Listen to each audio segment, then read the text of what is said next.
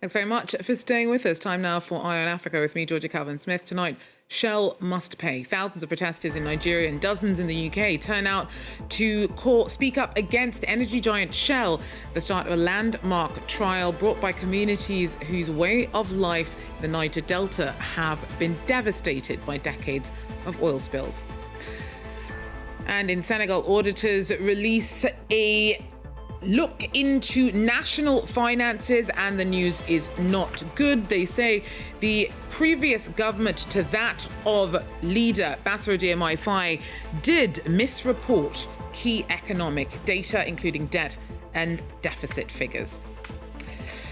And Kenya's healthcare system is under pressure and in crisis. Since the beginning of 2025, hospitals have struggled to source supplies, and shortages only appear to be getting worse. But first, protesters in London and Nigeria turned out on Thursday calling for British oil giant Shell to take responsibility for the environmental devastation caused by its operations in the Niger Delta. Thousands of members of the Ogale and Bile communities are suing Shell over decades of oil spills that have destroyed the way of life for millions as the company and its subsidiaries made billions. The pivotal trial kicked off on Thursday in the UK. Calling on Shell to clean up its act, dozens of protesters stood outside London's Royal Court of Justice to mark the start of a pivotal hearing against the British oil giant. The case, which seeks to establish Shell's responsibility for thousands of oil spills in the Niger Delta, has been nearly a decade in the making. Shell have polluted our land, destroyed our way of life. They are taking us from courthouses to courthouses, spending billions of pounds just to stay away from being responsible for the atrocities that they have cost us. The British oil giant and its Nigerian subsidiary are being sued by thousands of people, mostly from the Ogale and Bile communities. They're accusing Shell of causing widespread environmental damage, of creating public health hazards, and destroying the livelihoods of entire communities in the Niger Delta. The plaintiffs are now calling on the London-based firm to ramp up cleanup efforts in the region and to compensate families affected by the spills. Our crops is not coming out. We don't have drinking water mostly.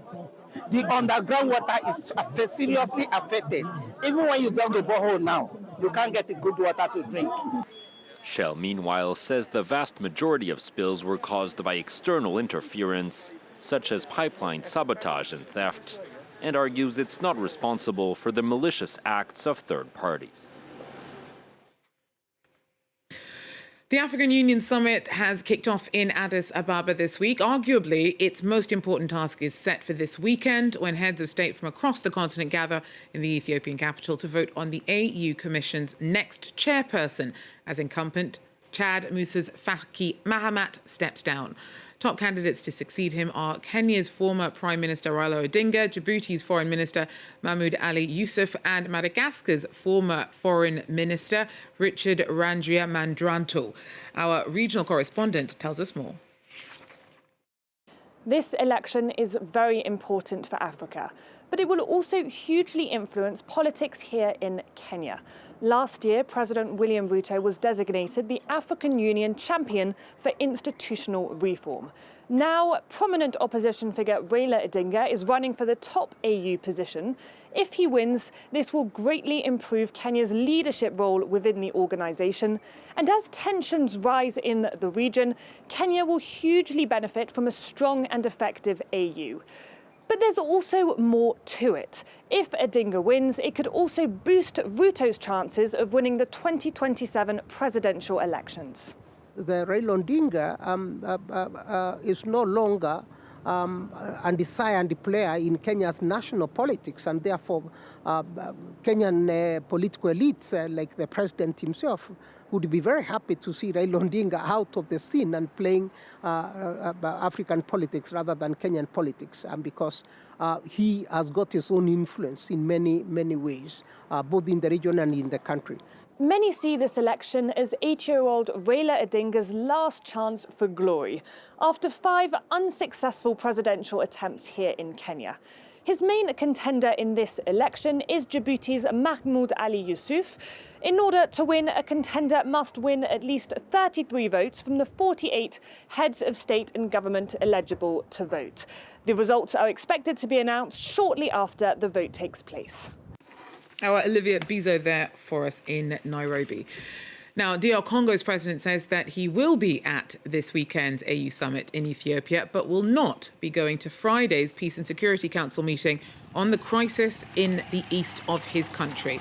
The advance of the Rwanda-backed M23 insurgents over the last few weeks has cost at least 3,000 lives and ramped up regional tensions.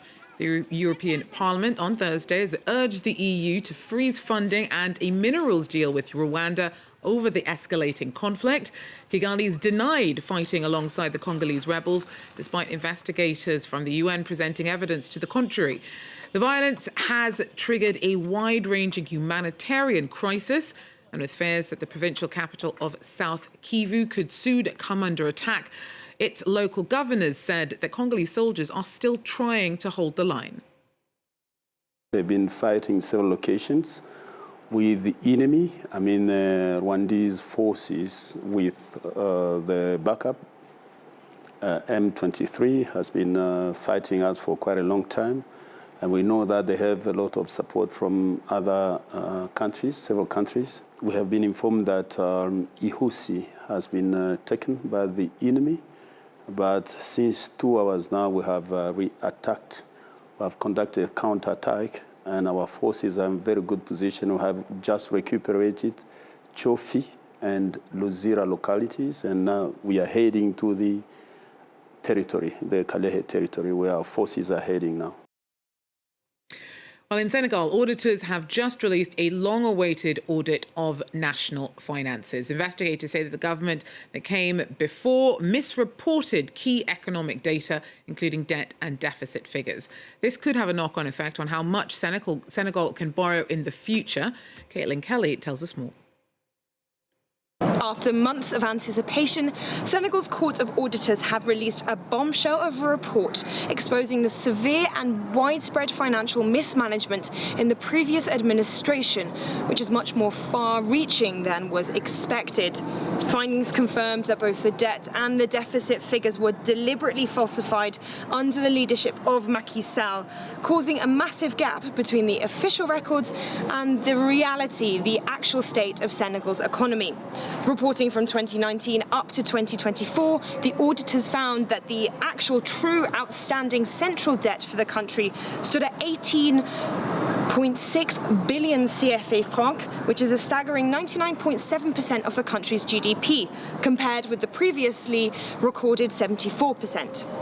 As huge amounts of spending and also debt were not accounted for and were often not contracted or passed through Parliament in the appropriate manner. The Minister of Justice has identified offences of illicit enrichment, fraud involving public funds, and money laundering. And according to him, multiple people may be involved, including former ministers. Debt will be reduced to 70% of GDP within a reasonable time frame. We will reduce the budget deficit to 3% of GDP within a reasonable time frame so that the debt trajectory is downward. To our partners, I would like to say that this trajectory is credible, as the deficit is already almost at this level. Second, growth will be strong, averaging 6.5%. The International Monetary Fund say they will analyse the report and speak to authorities, given that they'd suspended their loan programme to Senegal pending this review, as economists now say there's no margin for spending. This all comes as this current government makes efforts to both audit and review past financial decisions, as many now call for those responsible to be brought to justice. Caitlin Kelly there taking us through the ins and outs. Niger's ramping up for a landmark national convention meant to take the country a step closer to the return of civilian rule. General Abdelrahman Tiani took power in a coup a little over a year and a half ago, promising that the end to military leadership would happen in no more than 3 years. That's not since come up, but this weekend's gathering in Niamey of key academics, lawyers, religious figures, political figures drawn from across society is meant to pin down the length of the transition period. Harold Girard tells us more. Almost 700 people chosen by the military leaders will attend these national meetings in Niamey. The most pressuring issue is the growing number of terrorist attacks across the country. Since the military junta took over power in 2024, the violence caused more than 1,500 militaries and civilians deaths. We would like the national meeting to be a first step to peace and happiness in Niger. That's not a secret. Everyone here knows the current situation. Insecurity is everywhere. And before anything else, we want the authorities to settle that. Bringing back stability and peace is their responsibility. We also want a new vision that can unite the country. That's our priority. Amidst mounting diplomatic, economic and even humanitarian divisions with Niger's traditional allies have, Benin, Nigeria, France and others cut off ties with the country across different sectors. Overall, since the 2023 coup, Nigerians' liberties have been restricted and their lives became more expensive. According to a civilian organization, they feel like they have been frozen out of decisions made by the military junta organizations like the National Lawyers Order and the Nigerian Anti-Corruption Association. Well, Kenya's healthcare system is in crisis. Since the start of the year, hospitals and clinics have struggled to source supplies, and shortages only seem to be getting worse. Our team tells us more. Alice is back at the hospital for the second time this week, hoping to get a prescription for antibiotics. Have you taken any medication? No. When I came, the pharmacist, because the drugs were not there. Mm-hmm. Yeah. Even treating a simple infection has become difficult. The medicine supply chain is falling apart, and 90% of hospitals and clinics are struggling to function. I wish I could have even one now. He could have rushed to the lab to be tested, and then the doctor could tell me, Alice, you have this. So this is the drug. Yeah, I'll be so much happy because I care for my health. Kenya attracts patients from across East Africa, yet its underfunded hospitals can't afford essential medication. In January, HIV antiretrovirals began running out. We don't have enough stock. Most of the times when patients came, when they come, they find that we have we don't have some medicine. The ARVs, they have to be taken on a daily basis, which once you don't have it, you are risking your life. The government has introduced a reform of Kenya's social security system. But for this activist, more needs to be done. We're relying on donor development support entirely, such that we're not budgeting adequately, so that we can be able to bring in these critical supplies with Kenyan taxpayer funds. On the other hand, Kenyan taxpayer funds are also being massively wasted. Out of 18 million registered contributors, only 4 million can afford to pay into social security. Far too few to cover the current deficit. Finally, South African visual artist William Kentridge has officially joined the Learned Society of the Académie des Beaux-Arts here in France. He was installed as a foreign associate member at Thursday's event, being presented with an academician's sword during the ceremony. He studied here in his youth and says that he's always been personally inspired by the complex shift in power and politics around him. I think growing up in Johannesburg in the apartheid era, it was very difficult to avoid understanding politics as part of one's daily bread. So it came into the studio together with personal, artistic questions, all those other questions. It was there. It would have been very odd to avoid it. And as the work has continued and as South African history has changed, the ongoing question of the relationship of Europe or the centre to the periphery, to its former colonies, to the southern hemisphere, continues to intrigue me because those questions have not disappeared. I think that in South Africa, for many people, their lives are transformed. People who would have had no opportunity, black people who would have had no opportunities to do anything in their lives, couldn't have gone to a good university, could not really have advanced in their fields. For those people, it's transformed utterly. So the black middle class is now numerically the same size as the white middle class. And that didn't exist 30 years ago.